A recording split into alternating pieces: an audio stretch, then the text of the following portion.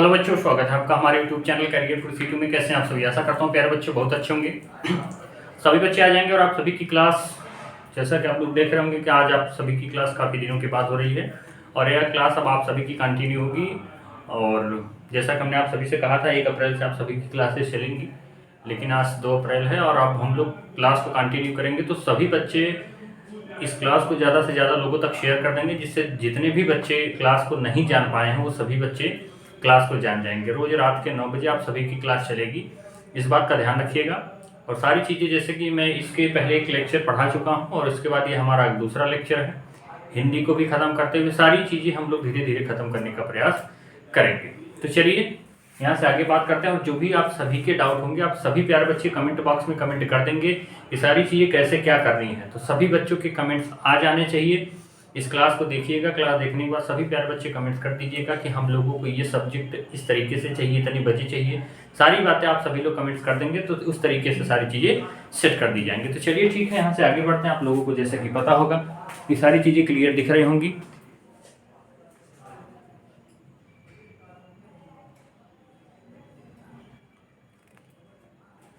और यहाँ से कोई दिक्कत नहीं होगा। चलिए प्यारे बच्चों, हम लोग देखते हैं हिंदी में हम लोगों ने क्या क्या पढ़ लिया था। सबसे पहली बात तो ध्यान रखिएगा, सबसे पहली बात हमने कहा था पहला जो चैप्टर है वो है हमारा वर्णमाला। और इस वर्णमाला चैप्टर में हम लोगों ने देखा था कि वर्णों के व्यवस्थित क्रम को हम लोग वर्णमाला कहते हैं। ये बात हम आप सभी को बता चुके थे। इसके बाद यहाँ से हम लोग आगे बढ़ते हैं। वर्णमाला के बाद हमने देखा था वर्ण क्या होता है, ये सभी प्यारे बच्चों को पता होना चाहिए। वर्ण के बाद हम लोगों ने देखा था प्यारे बच्चों, वर्ण के बाद शब्द क्या होता है। शब्द के बाद प्यारे बच्चों हम लोगों ने देखा था वाक्य क्या होता है। यहाँ तक हम लोगों ने देख लिया था। वर्ण के बाद हम लोग प्यारे बच्चों यहाँ से वर्ण के भेद देखे थे। वर्ण के भेद में हम लोग पहले रिवाइज करते हैं। पिछली क्लास जितने बच्चे नहीं किए हैं वो सभी पिछली क्लास को कर लें। वर्ण के भेद में हमने देखा था प्यारे बच्चों, स्वर देखा था, व्यंजन देखा था। ये बातें आप सभी को पता होनी चाहिए। व्यंजन देखा था। स्वर व्यंजन में जैसे स्वरों में हमने आपको 11 बताया था और व्यंजन हम लोगों ने 33 बताए थे। ये सारी बातें आप सभी को पता होनी चाहिए कि ये सब हम यहाँ तक चर्चा कर चुके थे। प्यारे बच्चों, स्वर के बाद हम यहाँ से देख रहे थे, स्वर के बाद हम देखे थे स्वर के भेद कितने होते हैं। थोड़ा सा रिवाइज कर लेते हैं पिछली चीज़ों को। जितने बच्चों को थोड़ा सा ऑड लगेगा तो वो पिछली क्लासेस देख के आए। पिछली क्लास आप सभी को पता होगी कि इस क्लास के अंतिम में शो करेगा कि क्या होगा। स्वर के भेद में प्यारे बच्चों हम लोगों ने 3 प्रकार के स्वर देखे थे। जैसे कि हम लोगों को पता होना चाहिए ह्रस्व स्वर क्या होता है। दूसरा प्यारे बच्चों हम लोगों ने देखा था दीर्घ स्वर क्या होता है। और तीसरा हम लोगों ने प्यारे बच्चों प्लुत स्वर। यहाँ तक हम सभी लोग देख चुके थे कि प्लुत स्वर क्या होता है। तो ह्रस्व स्वर में प्यारे बच्चों हम लोगों ने देखा था कि जो हमारा छोटा वाला होता है, जैसे अ होता है, छोटी ई होता है, छोटा उ होता है, और उसके बाद अ ई उ और री आ जाता है, री री सी। और उसके बाद दीर्घ स्वर में हम लोगों ने देखा था जो बड़ी चीज़ें होती हैं, बड़ा आ, बड़ी ई, बड़ा उ आ जाता है, इसमें आओ आ जाता है। और उसके बाद 1 2 3 4 5 5 4 9 आ जाता है ना। इसके बाद हमारे ए और ए आ जाते हैं। ए और ए भी इसमें ही आ जाता है, इसमें दीर्घ स्वर में। अब प्यारे बच्चे ध्यान रखिएगा, अब ये प्लुत स्वर में हम लोगों ने क्या देखा था, जैसे ओम का उच्चारण होता है। जैसे हम लोग कहते हैं ओम, समझ रहे हैं, किस तरीके से आवाज़ निकलती रहती है। ये सारी बातें हम लोग ध्यान दिए थे। सबसे पहले एक बार विधिवत तरीके से आप सभी को फिर से रिवाइज करवाता हूँ कि हम लोग क्या क्या पढ़ चुके थे। जैसे कि हमको पता होना चाहिए प्यारे बच्चों कि हम लोगों का जो चैप्टर था हिंदी में, आप सभी को मैंने बताया था कि किसी भी हिंदी को पढ़ने के लिए सबसे हमें ज़रूरी होता है कि वर्णमाला क्या होता है। अगर आप यही सोच कर देखिए कि अगर आपको क ख ना आता हो, क ख ग घ ना आता हो और आप किसी का नाम लिख पाएंगे? जरा देख कर देखिए, तो आप किसी का नाम नहीं लिख पाएंगे। अगर आपको वर्णमाला नहीं आती तो आप किसी का नाम नहीं लिख पाएंगे। तो वर्णमाला होता क्या है ये हम आप सभी को बता दिए थे। जैसे मैंने कहा था कि प्यारे बच्चों फूलों की जो फूल होता है ऐसे ही, और इन फूलों का एक माला बना देते हैं हम लोग, इसको एक अच्छे तरीके से क्रम में व्यवस्थित करके। किसको? फूल को एक अच्छे क्रम में ऐसे एक धागे से बांध दिया जाता है, अच्छे तरीके से क्रम में रख दिया जाता है, तब वो फूल माला कहलाने लगता है। ऐसे ही वर्ण को, वर्ण किसी कहते हैं, मैंने बताया था कि जैसे क हो गया, ख हो गया, ग हो गया, घ हो गया, इनको वर्ण कहते हैं। क्या कहते हैं? वर्ण। इन वर्णों को जब हम व्यवस्थित क्रम में रखते हैं, ऐसा नहीं है कि मैं क के बाद च रखूँ, च के बाद ट रखूँ, तब ये गड़बड़ हो जाएगा, तब ये व्यवस्थित क्रम नहीं है। इस तरीके से आपको ध्यान रखना है कि जब हम क के बाद ख, ख के बाद ग के बाद घ, इस तरीके से पूरे क्रम वाइज रखते हैं, तो अब हमको एक अच्छे से एक टेबल प्राप्त होता है जिसमें क, ख, ग, घ, अंग इस तरीके से लिखा होता है, और उसी को हम लोग कहते हैं वर्णमाला। आप लोगों ने देखा होगा जब आप 1, 2, 3 में पढ़ रहे होंगे तो आपको एक बुक आती थी पतली सी, जिसको हम लोग जिसमें आप देखे होंगे आज भी छोटे छोटे बच्चे यूज करते हैं, उसमें क, ख लिखा होता है, उसके ऊपर देखें वहाँ पर लिखा होता है वर्णमाला। समझ रहे, जिसमें वर्णों की बात की गई होती है उसे वर्णमाला कहती है। ये बात आप सभी को पता होना चाहिए। तो वर्णमाला क्या होगा ये पता चला। वर्णमाला बनता किससे है, अर्थात वर्णों की माला किससे बनती है, वर्ण की वजह से बनती है। किसकी वजह से, वर्ण की वजह से। तो वर्ण को जब व्यवस्थित क्रम में ये प्रश्न पूछा गया है कि वर्णों के व्यवस्थित क्रम को वर्णमाला कहते हैं, ये बात ध्यान रखना है। वर्ण जैसे हो गया क में हमने जोड़ा ल, अब ये दो बन गया, क्या बन गया भैया, कल बन गया। कल क्या वर्ण कहलाएगा, नहीं, कल को हम वर्ण नहीं कहेंगे। क्यों, क्योंकि वर्ण का मतलब होता है ये अकेला रहेगा। जैसे मैं लिखूं घ, तो घ एक वर्ण है, मैं लिखूं च, तो ये सब वर्ण है। जब ये दो अंक हो जाए, मतलब दो वर्ण हो जाएंगे, जैसे क और ल मिलके क्या बन गया, कल। कल क्या कहलाएगा भैया, ये शब्द कहलाने लगेगा। क्या कहलाने लगेगा, शब्द। आप सोचेंगे सर आपने कहा कि जब दो लोग मिल जाएंगे तब हम इसको शब्द कहेंगे, तो जरा बताइए। अब ये मैंने ले लिया च, क, न, ट। अब ये चार वर्ड मैंने लिख ली, 4 वर्ड।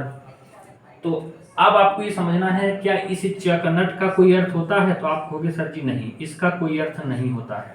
तो क्या यह एक शब्द है, तो यह एक शब्द नहीं है। शब्द वही होगा जिसका अर्थ होगा। जैसे मैंने लिखा कल, कल का अर्थ होता है, आप कहेंगे हाँ कल की बात की जा रही है। जैसे मैं लिखता हूँ नटखट, तो आप कहोगे सर जी नटखट का भी अर्थ होता है। नटखट एक शब्द है, इसका ये हमारा शब्द हो गया, लेकिन ये चकनट नहीं है। जैसे मैं कहूँ इटनप, तो क्या इसका कोई अर्थ होता है, नहीं, तो ये क्या शब्द है, नहीं। इस तरीके से ध्यान रखना है कि शब्द का हमेशा अर्थ होता है, जिसका अर्थ होता है वो शब्द होता है। इस बात का ध्यान रखिएगा। तो अब वाक्य क्या होते हैं, वाक्य मतलब प्यारे बच्चों आपको पता होना चाहिए। जैसे मैं एक लाइन लिखता हूँ कि मैं बाजार जाता हूँ, यह एक वाक्य है। पूरी बात हम लोग, तो आपको पता होना चाहिए वाक्य बनाने के लिए आपको वर्ण चाहिए। बिना वर्ण के वाक्य नहीं बन सकता, और ना ही बिना वर्ण के शब्द बन सकता। आप सोचिए कि आप क ख मत लिखिए, कोई शब्द बनाइए तो बनेगा, नहीं बनेगा। कोई वाक्य बनाइए जिसमें कोई शब्द न लीजिए, कभी संभव है, नहीं है। तो सबसे छोटा इसमें क्या होगा, सबसे छोटा प्यारे बच्चों वर्ण होता है। वर्ण से क्या बनता है, वर्ण के बाद शब्द बनता है। शब्द के बाद क्या बनता है प्यारे बच्चों, वाक्य। वाक्य के बाद आप सभी लोग पढ़ेंगे वाक्य पढ़ेंगे, उपवाक्य पढ़ेंगे, इस तरीके से आगे पदबंध वगैरह सारी चीजें होती। लेकिन अभी आपको इतना ही पढ़ना है कि सबसे छोटा क्या होता है, वर्ण होता है। उससे बड़ा क्या होता है, शब्द होता है। उससे बड़ा वाक्य होता है। लेकिन कभी कभी आपको देखिए फंसाएगा कैसे एग्जामिनर, आपसे कहेगा कि वर्णों के ऐसे कहेगा सार्थक इकाई। जब कह दे कि भाषा की सबसे छोटी इकाई, भाषा की सार्थक छोटी इकाई की जब बात करेगा तो आप कहोगे शब्द, क्योंकि सार्थक शब्द के लिए होता है। अगर प्यारे बच्चों यहाँ सार्थक ना देके भाषा की छोटी इकाई पूछेगा तो आप वर्ण लगाओगे। अगर सार्थक कह दिया तो वहां पर क्या आ जाएगा प्यारे बच्चों, वर्ण आ जाएगा। हमने सार्थक कहा तो वहां पर शब्द, सार्थक नहीं कहेगा तो वहां पर क्या आ जाएगा, यहाँ पर हमारा शब्द हो जाएगा। ये बात आप सभी को समझ में आ गई होगी। यहाँ तक हम लोग अच्छे से पढ़ चुके थे स्वर के। उसके बाद हम लोगों ने देखा था स्वर के बारे में, कि हमने देखा कि वर्ण के भेद होते हैं। वर्ण के 2 भेद होते हैं, एक स्वर होता है व्यंजन। स्वर कितने होते हैं यह भी बताया था हमने, अब व्यंजन भी बताया था। स्वर के भेद हम देख रहे थे। ह्रस्व, ह्रस्व का मतलब होता है छोटा, और दीर्घ का मतलब होता है बड़ा। आप खुद से सोच कर देखिए, मैं ये जो लिख रहा हूँ आप खुद से सोच के देखिए। मैं आपके सामने 2 वर्ड लिखता हूँ, जैसे मैंने ये बात बताई भी है पिछली क्लास में। मैं लिखता हूँ अ, आप कमेंट करते रहे सभी प्यारे बच्चे, अ और आ। आप सोचिए कौन सा छोटा है, तो आप कहोगे सर ये छोटा है, ये बड़ा है। बड़ा इसलिए है क्योंकि ये ज्यादा समय लेता है।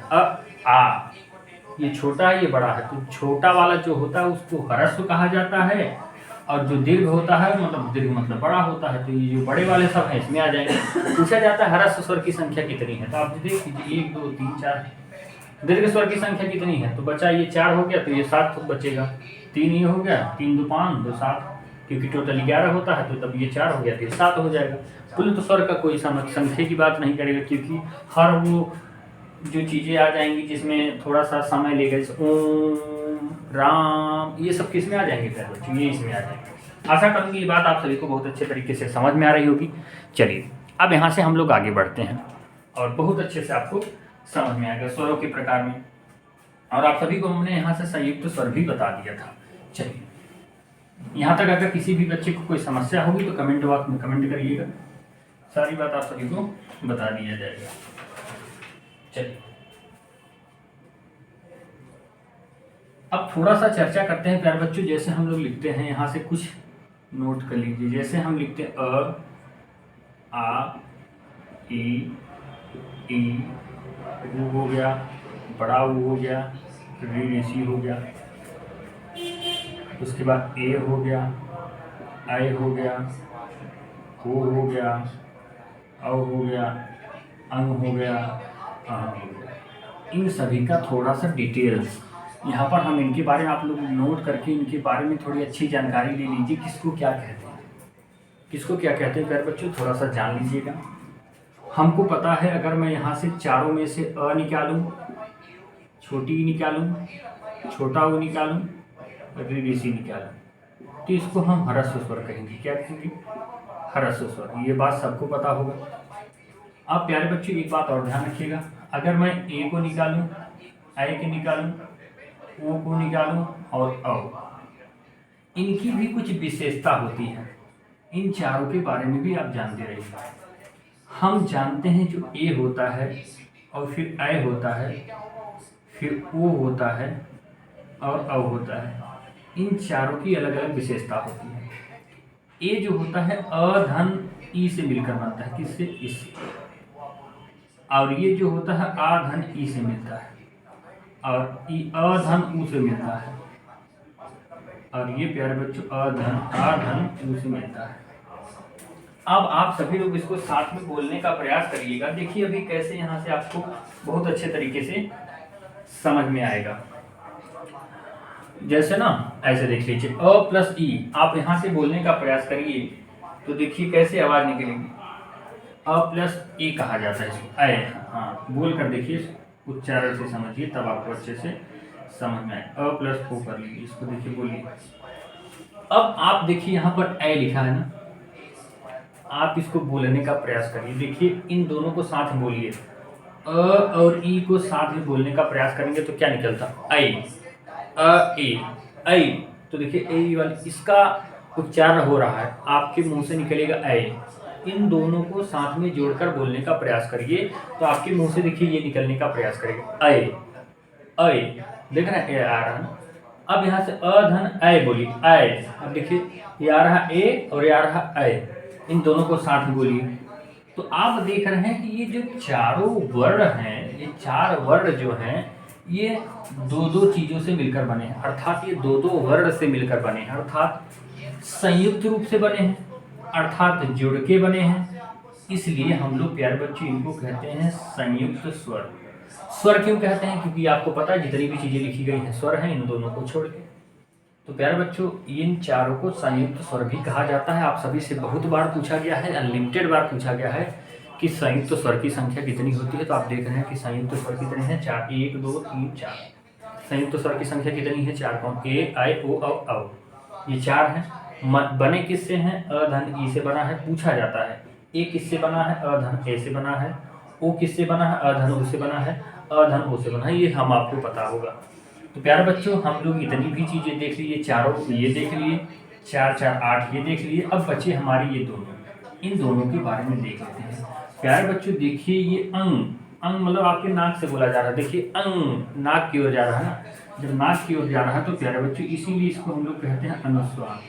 क्या कहते हैं, अनुस्वार। इसको लिख लीजिएगा। और प्यारे बच्चों हाँ आप देखिए जो 2 बिंदी लगाई जाती है सबको पता होगा। प्यारे बच्चों इसको कहते हैं विसर्ग। अनुस्वार हो गया, ये विसर्ग हो गया। ये बातें आपको बहुत एकदम अच्छे से समझ में आएंगी, कोई समस्या नहीं होगा। ये अनुस्वार कहलाता है और ये विसर्ग। अब यहाँ से प्यारे बच्चों अगर मैं इन दोनों को बात करूं, इन दोनों को क्या कहा जाता है, तो इन दोनों को प्यारे बच्चों संयुक्त रूप से अयोगवाह कहा जाता है। क्या कहा जाता है, अयोगवाह। समझ रहे हैं, क्या कहा जाता है? अयोगवाह। अब इन दोनों को छोड़कर इनको गिनिए, 1 2 3 4 5 6 7 8 9 10 11। ये टोटल कितने हो गए प्यारे बच्चों? 11। और अयोगवाह की संख्या कितनी होती है? 2। कौन कौन से? अंग और अह। अयोगवाह में 2 तरीके के हैं, एक अंग है अनुस्वार और अह है विसर्ग। आपसे सवाल कैसे पूछेगा, ये चैप्टर समाप्त होगा तब मैं आप सभी को क्वेश्चंस करवाऊंगा, तब आप उसका जवाब दीजिएगा। अभी आपको बस इतना ध्यान रखना है कि सर अ से लेकर अह तक हम जानते हैं, इनको हम लोग स्वर कहते हैं। अ हो गया, छोटी हो गया, छोटा हो गया, और उसके बाद री ऋषि, इनको हम लोग छोटा स्वर कहते हैं, अर्थात ह्रस्व स्वर कहते हैं, जिसके बारे में आपने यहाँ लिखा हुआ है। बड़ा आ हो गया, बड़ी ई हो गया, बड़ा उ हो गया, ए हो गया, आई हो गया, ओ हो औ, मतलब उन चारों को छोड़ने के बाद जितने भी बचे 7 लोग, उनको दीर्घ स्वर कहते हैं। अभी मैंने बताया, ये पता हो गया। बची 2 चीज़ें ये, क्योंकि 7 4 11 और ये 2 बचे हैं 13। तो अंग को हम लोग अंग और अह दोनों की बात करें, जैसे इन सभी को मिला के हम लोग क्या कहते हैं? स्वर कहते हैं ना। तो उन स्वर में सभी को निकाल के क्या कह रहे हैं? अब इतने को ह्रस्व स्वर नाम दे दिया। ऐसे ही अयोगवाह, अयोगवाह में 2 लोग हैं, समझ रहा है? अयोगवाह में 2 लोग हैं। अंग को हम लोग अनुस्वार कह देते हैं, अह को विसर्ग कहते हैं। ये बात ध्यान रखिएगा, आप सभी से पूछी जाती है। अब यहाँ से प्यारे बच्चों हम लोग आगे बढ़ेंगे। हमको पता होना चाहिए कि अब देखिए हम सभी से कैसे प्रश्न पूछे जाते हैं। इसमें जो जितनी चीज़ें थी हमने आपको बता दिया, और ये भी हमने आपको बताया था लिखने के आधार पर स्वरों की संख्या 11 होती है। जैसे आप कभी ना बोलते टाइम जैसे आपको देखिए, जैसे आप एक चीज़ ध्यान रखिएगा, आप सभी को पता होना चाहिए कि जैसे अब हम लोग पढ़ते हैं अ आ इ ई उ ए आई ओ अ। बोलते समय हम लोग री ऋषि को नहीं बोलते हैं, इसलिए आपको कहा जाता है बोलने के आधार पर। देखिए री ऋषि हट गया ना, री ऋषि हट गया अर्थात संख्या कम हो गई। पहले स्वरों की संख्या 11 हुआ करती थी, री ऋषि हटने के बाद 10 हो गया। इसलिए बोलते समय हम लोग री ऋषि को बोलते नहीं हैं, लेकिन लिखते समय लिखते हैं। इसलिए हम लोगों को याद रखना है कि बोलने के आधार पर स्वरों की संख्या कितनी होती है? 10 होती है, लेकिन लिखने के आधार पर प्यारे बच्चों 11 होती है। अयोगवाह की संख्या कितनी होती है? 2 होती है। स्वरों की संख्या कितनी होती है? 11 होती है। ये बात ध्यान रखना है। और व्यंजनों की संख्या भी, सारी बातें व्यंजन में आएंगे तो क्लियर हो जाएंगे, निश्चित है आपको। अब यहाँ से कुछ ऐसी चीज़ें हैं, अब हम लोगों को यहाँ से ध्यान रखिएगा, हेडिंग आप सभी प्यारे बच्चे डालेंगे, स्वरों का वर्गीकरण। स्वरों का वर्गीकरण, क्योंकि देखिए कभी भी हमको ध्यान रखना है कि जो हम लोग चैप्टर पढ़ते हैं ना, हमें एग्जामिनर क्या चाहता है कि जो चैप्टर आप पढ़िए उसके बारे में अच्छे से जानते रहिए। हम लोग चैप्टर पढ़ रहे हैं वर्णमाला, और वर्णमाला में क्या क्या आते हैं? स्वर आता है, व्यंजन आता है, अयोगवाह आता है, संयुक्त स्वर आते हैं, तो बहुत सारी चीज़ें हैं, सबका अलग अलग विशेषता है, बहुत सारी चीज़ें जानने लायक हैं। तो हम इस वर्णमाला के बारे में बहुत कुछ जानेंगे। जब जान जाएंगे तो एग्जामिनर कहाँ से प्रश्न उठाएगा। तो स्वरों के वर्गीकरण में सबसे पहला ध्यान रखिएगा कि वर्गीकरण किया गया है जीभ के आधार पर। किसके आधार पर प्यारे बच्चों? जीभ के आधार। आप कहेंगे सर जी जीभ के आधार पर, इसका क्या मतलब है? मैं कहूँगा प्यारे बच्चों सब्र रखिए, सारी बात समझ में आएगी। जीभ के आधार का मतलब क्या है? जीभ के आधार पर का मतलब होता है प्यारे बच्चों, क्लियर नहीं दिख रहा क्या? दिख तो रहा है,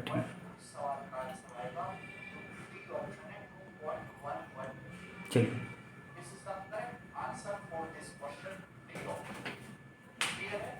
चलिए अब जीभ के आधार पर प्यारे बच्चों हम लोग बात करेंगे। तो इसमें ध्यान रखिएगा कितने स्वर होते हैं जीभ के आधार पर स्वर। तो यहाँ ध्यान रखिएगा जीभ के आधार पर जो स्वर होते हैं प्यारे बच्चों वो कितने होते हैं? वो होते हैं प्यारे बच्चों 3 होते हैं। ये मार्कर सही नहीं होता, पहला कौन सा होता है? ये मार्कर सही नहीं है, सही। पहला होता है प्यारे बच्चों अग्रस्वर। अग्रस्वर सब समझ में आएगा, परेशान ना। दूसरा क्या होता है प्यारे बच्चों? मध्य स्वर। और तीसरा क्या होता है? पश्च स्वर। अग्रस्वर, मध्य स्वर और पश्च स्वर। मतलब जीभ के आधार पर, ये हमारा जीभ होता है, आप सभी को पता होना चाहिए। जीभ हो गया, मान के चलिए आपको पता होना चाहिए ये हमारा अगला भाग होता है, ये मध्य का भाग होता है, और ये जो पीछे का ये पश्चिम भाग होता है। तो हम जो आगे से बोलते हैं ऐसे स्वर जिन्हें जीभ के आगे वाले भाग से बोला जाता है अग्रस्वर, जिनको मध्य भाग से बोला जाता है उन्हें मध्य स्वर, और जिनको पिछले वाले भाग से बोला जाता है उन्हें पश्च स्वर कहते हैं। और कुछ बहुत विशेष इसमें नहीं है। अब यहाँ से आप बोलने का प्रयास करिए अग्र स्वर क्या होता है। जैसे जीव के आधार पर अग्र स्वर आपसे बोला जाए तो आप क्या कहोगे? जैसे अ, आप बोले अ, उसके बाद आ, आप जरा सोचने का प्रयास करें। ई, आप देखिए बोले ई, ऐसा लग रहा है कि यहीं बाहर से निकले ई ई। आपको ध्यान रखना है कि जो अग्र स्वर होते हैं उसमें ई आती है, बड़ी ई आती है। ये दो बात आपको पता होना चाहिए। अग्र स्वर में हमारी ई हो गई, छोटी हो गई, बड़ी। अब बोलिए आप ए ए ए, देखिए आपको लग रहा है कि आपके अग्रभाग से ही आ रही है, मतलब अगले वाले हिस्से से ए और आ। ये चार जो होते हैं अग्र स्वर में आ जाते हैं। अब मध्य स्वर में कौन आएगा? आप बोलिए ऐसा लग रहा है कि थोड़ा सा पीछे, इसके पीछे से तो आपको क्या पता होना चाहिए प्यारे बच्चों मध्य स्वर में क्या आ जाएगा? आप बोल कर देखिए और कुछ नहीं है। अब पश्च स्वर में क्या आ जाएगा प्यारे बच्चों? मध्य स्वर में है आएगा, उसके बाद आ देखिए बोलिए तो आपका मुंह और खुल रहा है और ऐसा लग रहा है और पीछे हो गया। तो जितनी भी चीजें बची हैं अब ये किस में आ जाएंगी? पश्च स्वर। अग्र स्वर की संख्या कितनी है भैया? 4 होती है। मध्य स्वर की संख्या 1 होती है। पश्च स्वर में आ हो जाएगा, अब आ ई। अब यहाँ से क्या बचा? ऊ हो जाएगा, बड़ा ऊ हो जाएगा, ए आय हो ही गया है, ओ हो जाएगा, अ हो जाएगा। समझ रहे थे? इसकी संख्या कितनी हो गई? 4 1 5 1 5। आप कहोगे सर जी री ऋषि कहाँ गया? तो हमने कहा कि भैया री ऋषि को इसमें नहीं काउंट करेंगे। समझ रहे हैं? क्योंकि स्वरों की संख्या हमने बताया है कि बोलते समय 10 ही होता है। तो यहाँ पर देख रहे हैं जीव के आधार पर बोल ही तो रहे हैं, तो इस पे आपको ध्यान रखना है कि ए आए इस तरीके से हमारे मध्य स्वर हो गए। आशा करूँगा यहाँ तक कोई समस्या नहीं होगा। अब यहाँ से हम लोग आगे बढ़ेंगे प्यारे बच्चों, बहुत और अच्छे तरीके से हमको समझ में आएगा। अब देखते हैं यहाँ से, चलिए अब प्यारे बच्चों यहाँ से हम लोग देखेंगे, इसको मिटाते हैं, यहाँ से आगे देखेंगे कि स्वरों के जीव के आधार पर हम लोगों ने वर्गीकरण कर लिया। अब यहाँ से और आगे वर्गीकरण करेंगे। 1 मिनट इंग्लिश डाल लेते हैं तब। और आज हम लोग इसको थोड़ा सा कंप्लीट करने का प्रयास करेंगे, क्योंकि ज़्यादा समय खाएगा तो दिक्कत होगी ना।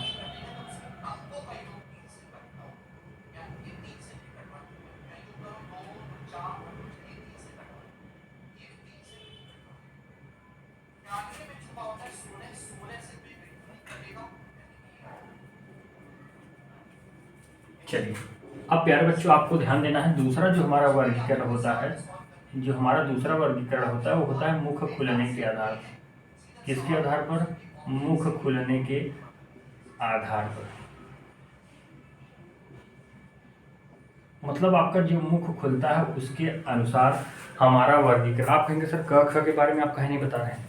क ख के बारे में इसलिए नहीं बता रहे हैं क्योंकि अभी हम लोग पढ़ रहे हैं स्वरों का वर्गीकरण, तो इसीलिए हम लोग अ से लेकर अ तक के बारे में ही बात कर रहे हैं, केवल 11 वर्णों के बारे में बात कर रहे हैं। जब हम व्यंजनों का वर्गीकरण पढ़ेंगे तब व्यंजनों के बारे में भी बात करेंगे। आशा करूँगा यहाँ तक आप सभी को अच्छे से समझ में आ रहा होगा। तो हमने देखा कि भैया जीभ के आधार पर 3 प्रकार के होते हैं, अग्र स्वर होते हैं, मध्य स्वर। अब हम देख रहे हैं कि मुख खुलने के आधार पर। तो मुख हमारा जैसे खुलता है, हम लोग बोलते हैं अ आ, मुख खुल रहा है ना, तो मुख खुलने के आधार पर भी वर्गीकरण किया गया है। किसका? स्वरों का।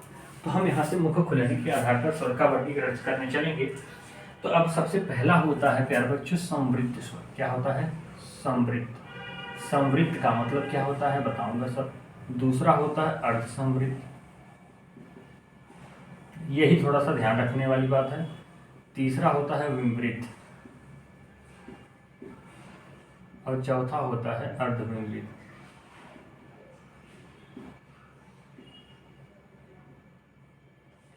समृद्ध स्वर लिख लीजिएगा तो और अच्छा लगेगा और ध्यान में रहेगा, वरना समझ में नहीं आएगा कि ये स्वरों का वर्गीकरण में पढ़े थे कि व्यंजनों के वर्गीकरण। तो समृद्ध स्वर का मतलब क्या होता है प्यारे बच्चों? समृद्ध। सम मतलब कि सभी, मुख जो हमारा बंद हो, हमारा पूरा मुख क्या हो? बंद हो। आप ऐसा वर्ण बोलिए जो कि स्वर हो और आपका पूरा मुंह न खोले। आप बोलने का प्रयास करें अ ई और आप बोलिए आ, तो आप देखेंगे आ को बिना मुंह खोले नहीं बोला जा सकता। मुंह बंद करिए, बोलिए आ। तो आ आवाज नहीं निकलेगी। तो आपको ध्यान रखना है क्या, संवृत्त स्वर अर्थात जिसमें पूरा मुख बंद हो। इसकी परिभाषा लिख लीजिए, जिसमें पूरा मुख बंद हो, जिसमें पूरा मुख क्या हो भैया, बंद हो। और इसमें क्या हो, अर्ध संवृत्त। आप देखिए जिसमें आधा बंद हो, क्या हो भैया, जिसमें आधा बंद हो, क्या चीज, मुख, क्या चीज, मुख बंद हो। जिसको बोलते समय हमारा मुख आधा बंद हो उसे हम अर्ध संवृत्त स्वर कहते हैं। अब बिंबृत स्वर क्या होता है, जिसमें मुख पूरा खुला हो। बिंबृत मतलब पूरा खुला हो, ये प्रश्न पूछा जाता है। अर्धविपरीत का मतलब होता है जिसमें मुख आधा खुला हो, जिसमें मुख आधा खुला हो। तो अब संवृत्त स्वर में कौन कौन से आ जाएंगे, आप ध्यान रखिएगा। मैं आप सभी को ट्रिक बता देता हूँ। यहाँ पर लिख लीजिएगा शून्य, क्या लिख लीजिएगा, शून्य। मतलब कि इसमें आप संवृत्त स्वर के उदाहरण में यहाँ पर लिखिएगा प्यारे बच्चों, ऊ लिख लीजिएगा, बड़ा ऊ, ऐसे ऊ ऊ, और यहाँ पे ई बड़ी, इन आप बोल कर देखिए, ऊ बहुत हल्का सा मुंह खुलेगा आपका, देखिए बहुत हल्का सा, मतलब कि ना के बराबर, ऊ ई मतलब बिना हल्का सा ओठ घुमाए आपका काम हो जा रहा है। तो यही 4 वर्ण ऐसे हैं जिनमें पूरा मुख बंद हो सकता है और आप आराम से बोल सकते हैं। अब अर्ध संवृत्त में कौन कौन से आ जाएंगे भैया, जिसमें आपका आधा मुंह खुला हो, आधा मुंह बंद हो या आधा मुंह खुला हो। तो यहाँ पर क्या आ जाता है, ऐसे बोलिए, जैसे आ, जिसमें पूरा खुला है। फिर इसमें देख लीजिए, जिसको हम लोग कहते हैं यहाँ पर बिंबृत, समझ रहे हैं। बिंबृत में क्या आ जाएगा भैया, आ जाएगा। आप सभी को पता होना चाहिए क्या आ जाएगा, आ जाएगा। और उसके अलावा अब अर्धविपरीत जिसमें मुख आधा खुला हो, इसमें आ जाएगा अ। देखिए बोलिए अ, देखिए इतना मुख खुला ना, अ। अब आप सभी को ध्यान रखना है कि जिसमें मुख आधा खुला हो, अ हो गया। अब बोलिए औ, देखिए थोड़ा सा मुंह खुला है, तो यहाँ पर क्या हो जाएगा भैया, अ हो जाएगा, औ हो जाएगा। उसके बाद अ हो गया, अ हो गया, इसके बाद यहाँ से क्या हो जाएगा भैया, ए हो जाएगा। अर्थात संवृत्त स्वर में ये 4 आ जाएंगे, ई उ, और इसके बाद अर्ध संवृत्त में क्या आ जाएगा। इनके अलावा जो बचा, कौन कौन सा बचा है भैया, अब हमारा ई हो गया, अ आ ई उ ए, अब यहाँ बचा आए, ओ बचा है बस। तो ये हमारे तरीके हो गए। ऊ याद रखिएगा, सुई का मतलब कि उई, याद रखिएगा, उई हो गया। संवृत्त में स से संवृत्त उई से ऊ और ई, इस तरीके से ध्यान रखिएगा। तो ये बात आप सभी को ध्यान रखने। संवृत्त स्वर में आप सभी से पूछा जाता है संवृत्त स्वर कौन सा है। देखिए प्रश्न कैसे आएगा, आपसे कहेगा, ये नहीं पूछेगा मुख खुलने के आधार पर, हाँ ऐसे कभी पूछ सकता है, मुख खुलने के आधार पर कितने भागों में बांटा गया, तो आप कहोगे 4। और आपसे कहेगा अर्ध संवृत्त, कहेगा अर्ध संवृत्त स्वर कौन सा है, आपको उदाहरण दे देगा। अर्ध संवृत्त मतलब आधा मुख बंद हो, आधा मुख बंद हो किसमें, ओ, मतलब कि ओ और आए। यहाँ पर देखिए ये हमने लिख दिया। आपसे कहेगा विवृत स्वर, विवृत मतलब जिसमें पूरा मुख खुला हो, आ। तो इस तरीके से आपसे प्रश्न पूछा जाता है, पूछेगा इसमें विवृत स्वर का उदाहरण कौन सा, 4 विकल्प दे देगा, इस तरीके से आपको काम देगा। समझ रहे हैं। इसको मैं इसलिए पढ़ा रहा हूँ प्यारे बच्चों कि जब आप संधि करने लगोगे ना, संधि तो आपको पता होगा कि आप सभी के चैप्टर वर्णमाला नहीं है, लेकिन संधि है। इस तरीके से संधि करोगे, मैं पूरी गारंटी देता हूँ। संधि की क्लास में करा भी चुका हूँ, चाहे तो आप देख लीजिएगा, संधि का एक भी क्वेश्चन गलत नहीं होगा।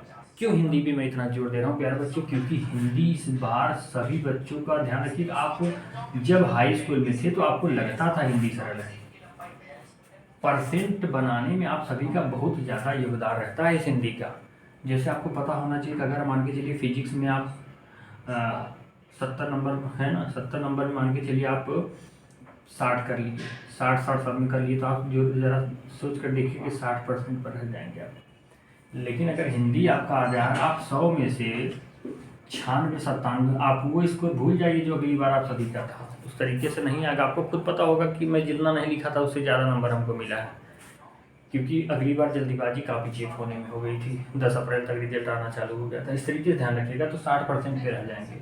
तो जब ये 96 97 यहाँ आप पाओगे, ये देख रहे हो 60 से सीधा 35 नंबर जा रहा है, तो ये 35 समझ रहे हैं, ये 5 ये लगभग 7% आपका बढ़ा देगा। तो यहाँ से देखिए आप 67% केवल एक हिंदी की वजह से बढ़ गए। ये तो एवरेज स्कोर बता रहे हैं ना। और आपको जो 30 दूनी 60 नंबर ये मिलता है किसका, प्रैक्टिकल का, तो 5 छः 30, 12 पंजे 12% ये भी मिलता है, 12 7 19% ये, और ये 79% लगभग 79-80% पहुँच गए कि नहीं सर।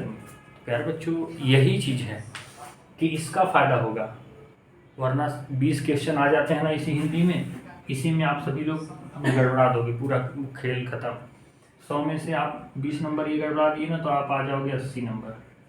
और 80 में आप थोड़ी ना 80 पूरा कर ले जाओगे, इसमें थियरी है। इसीलिए कह रहा हूँ कि आप आराम पढ़ते चलो, सारी बात समझ में आएगी। फिजिक्स की भी क्लासेस पिछली भी चली हैं, आप सभी को पता होगा, सारी चीज़ें चलेंगी भी।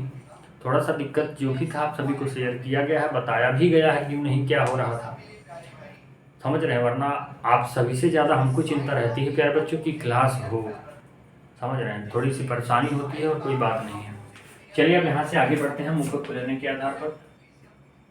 अब हमारा तीसरा हो जाता है, जैसे हम लोग बोलते हैं तो हमने देखा एक हमारा होता है मुख खुलने के आधार पर हो गया, उसके बाद हमारा हो गया अग्र स्वर, पश्च स्वर, मध्य स्वर, ये सब सारी चीज़ें हम लोग जीव के आधार पर देख लिए।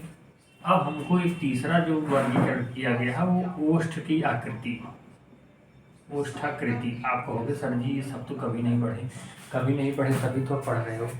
तो कभी आप 12 में थोड़ी ना थे, अब 12 में आए हो ना, ये बात है। ओष्ठाकृति के आधार पर, ओष्ठ की आकृति के आधार पर हमारे स्वर कितने होते हैं। ओष्ठ की आकृति के बाद आप ध्यान रखिएगा, इसमें 2 तरीके से बांटा गया है। एक होता है वृत्तमुखी, वृत्त की तरह मुख बन जाता है, अभी बताऊंगा कौन कौन सा। एक हो जाता है प्यारे बच्चों वृत्तमुखी, दूसरा हो जाता है अवृत्तमुखी। वृत्तमुखी का मतलब होता है जिसमें वृत्त बने, मतलब मुंह हमारा गोला सा हो जाए। अवृत्त मतलब जिसमें मुख हमारा गोल सा ना बने।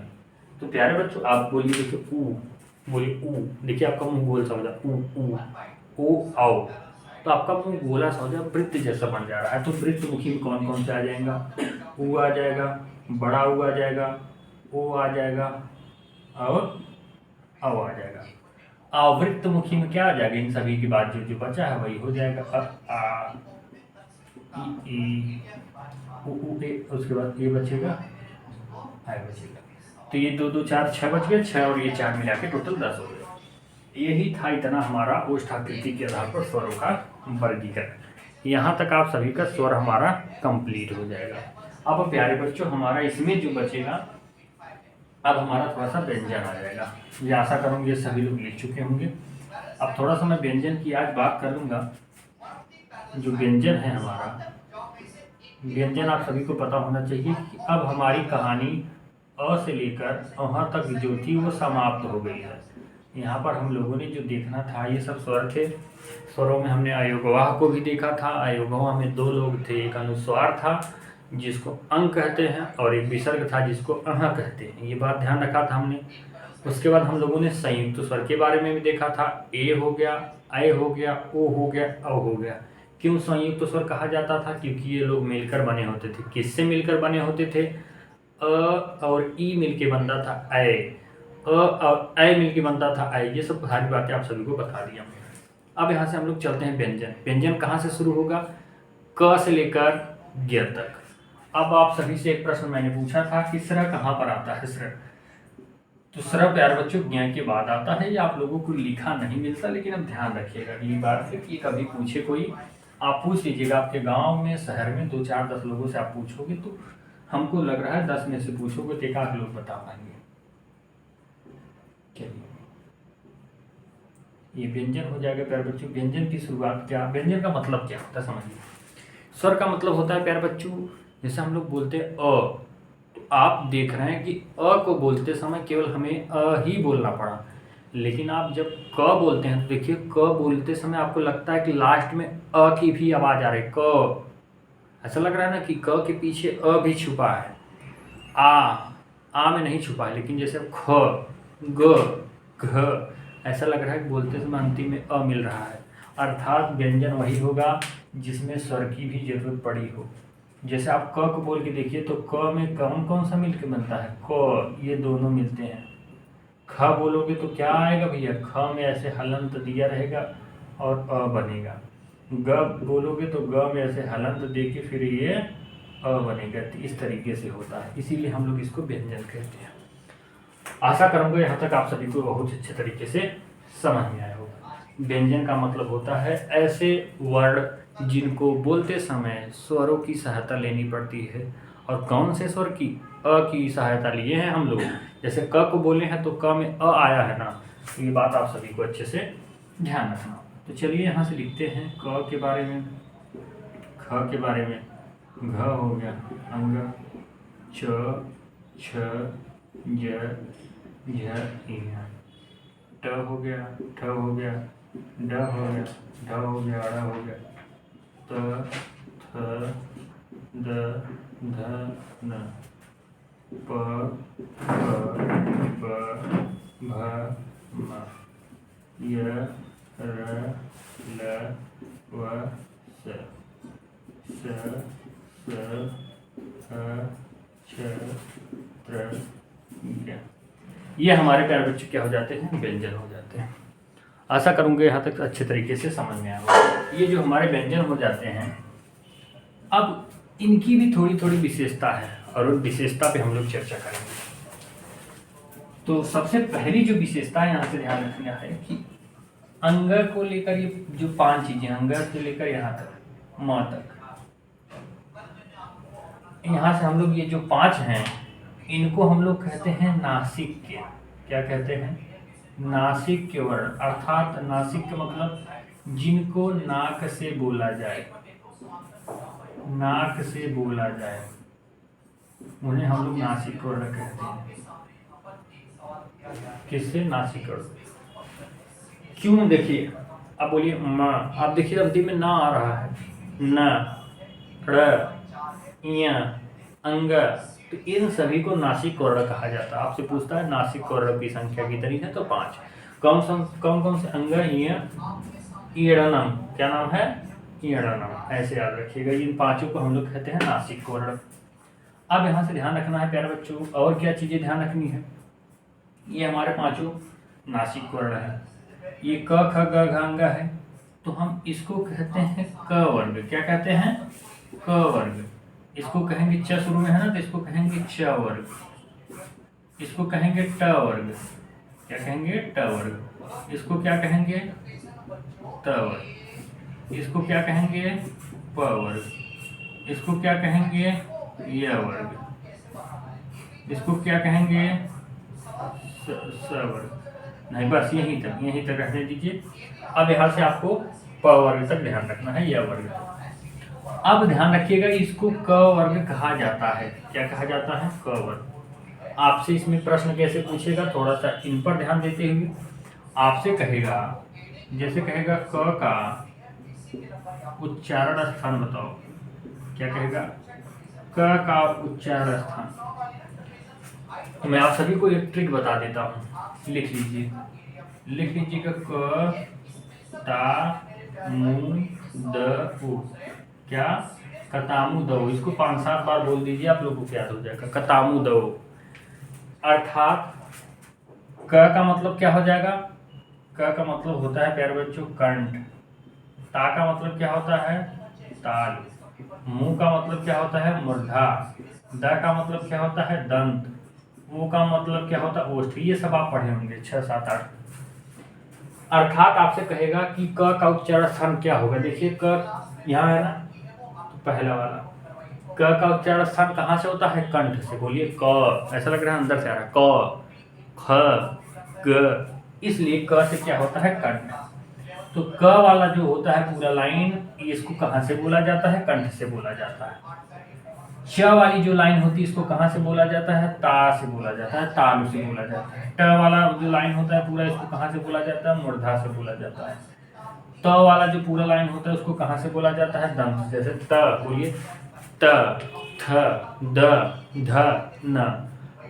और उसके बाद आगे अब देखिए ओठ मिलेंगे आपके, प, फ, ब। तो यहाँ पर देखा ना ओष्ठ लिखा अंतिम में, तो प, फ, ब, भ, ये वर्ग मत लिखिए, क्योंकि इतनी ही चीजें हैं जो उच्चारण के समय ध्यान में रखनी होती है। ये टोटल कितने लोग हैं? 5 दूनी 10, 5 ते 15, 5 चौक 20, 5 पचे 25। क से लेकर प वर्ग तक टोटल कितने वर्ड आएंगे? 25 वर्ड आएंगे। ये बात ध्यान रखना। तो इतने के बारे में हम लोगों ने देख लिया कि क का उच्चारण स्थान कहाँ है। ट का आपसे पूछूं मैं ना का, आप कहोगे नाक से। जैसे मैं प्यारे बच्चों कहूँ फ का उच्चारण स्थान, आप बोलिए फ। फ क्या होता है? क ता मु द ओ से आएगा फ। इस तरीके से आपसे पूछा जाता है। ब का क्या होगा? तो वही होगा ओष्ठ। अगर मैं कहूँ आपको बताइए, चलिए आप बताइए छ, तो किस में आ जाएगा? छ मतलब क ता, किस में आ जाएगा? तालु में आ जाएगा। इस तरीके से जैसे मैं कहता हूँ ट किस में आ जाएगा? मूर्धा में आ जाएगा। इस तरीके से आपको बहुत विशेष तरीके से ध्यान रखना है। तो ये हमारा थोड़ा सा व्यंजन के बारे में था। कल इसके बारे में हम पूरा डिटेल में बात करेंगे और बहुत अच्छे तरीके से आप सभी को समझ जाए। तो मैं चाहूँगा कि यहीं तक आप सभी की आज क्लास होगी और आप सभी लोगों से गुजारिश है कि जितनी भी चीज़ें आप सभी को, जो भी प्रॉब्लम्स है, आप सभी प्यारे बच्चे कमेंट बॉक्स में कमेंट करिएगा, फिर उस पर सुधार हो पाएगा। मैं चाहूँगा कि सभी प्यारे बच्चे अच्छे तरीके से कमेंट करेंगे और उस पर अच्छे से मैं ध्यान दूंगा और सारी चीज़ें कंप्लीट करने का प्रयास करूंगा। मिलता हूं अगली क्लास में, तब तक के लिए आप सभी को जय हिंद, जय भारत। आशा करूंगा जैसी भी क्लास लगी हो सभी प्यारे बच्चे कमेंट करिएगा। तब तक के लिए आप सभी को जय हिंद, जय भारत।